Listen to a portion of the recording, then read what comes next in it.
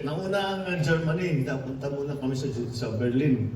Tapos tumuloy na kami dito sa Prague para, yun na nga, makipag-usap at makipagbisita para naman baka sakali meron tayong makuha dito na makakatulong dun sa amin. Kaya papakilala ko po sa inyo ang ating Senate President. Senate President.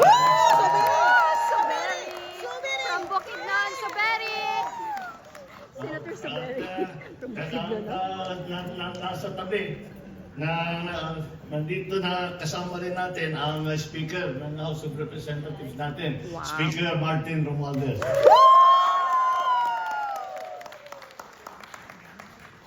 At well, nakilala nyo na ang ating ambassador, nakilala nyo na si Secretary Ricky Manalo. Papakilala ko, kasama rin namin ang isang cabinet secretary pa. The Secretary ng Department of Agriculture, Secretary Kiko Laurel.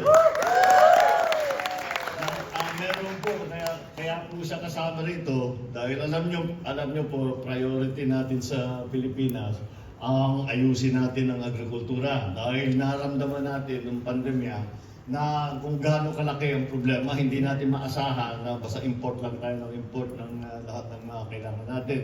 At nung natigil ang pagbiyahe, nahirapan tayo sa atin.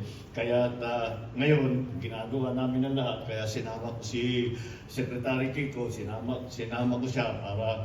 kanina, buong araw nasa bakahan siya. Dairy farm at saka cattle farm. Tinitingnan niya kung ano yung pwede para dito sa... baka yung mga teknolohiya na pwedeng dalhin dito pwedeng dalhin sa Pilipinas.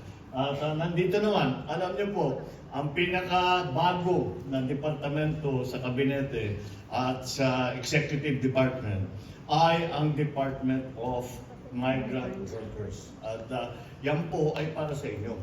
Dahil ito ay bilang pagkakakilala at sa halaga ng ating mga OFW. At alam niyo naman po, ay talaga naman, kung hindi po sa inyo, ay maraming beses na siguro baka lumubog sa Pilipinas, pero kayo ay nandiyan pa rin. At hindi nyo kami,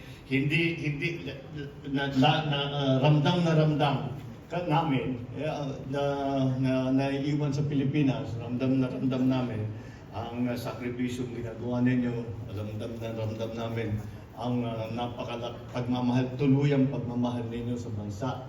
Kaya gumawa po tayo ng Department of Migrant Workers at ang representative po ngayon ay si Undersecretary Kapta. At siguro kumpletuhin ko na ang pagpakilala at papakilala ko po ang ating First Lady.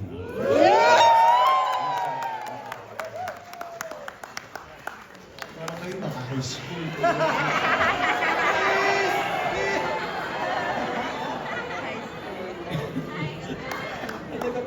Masyadong romantic. Kaya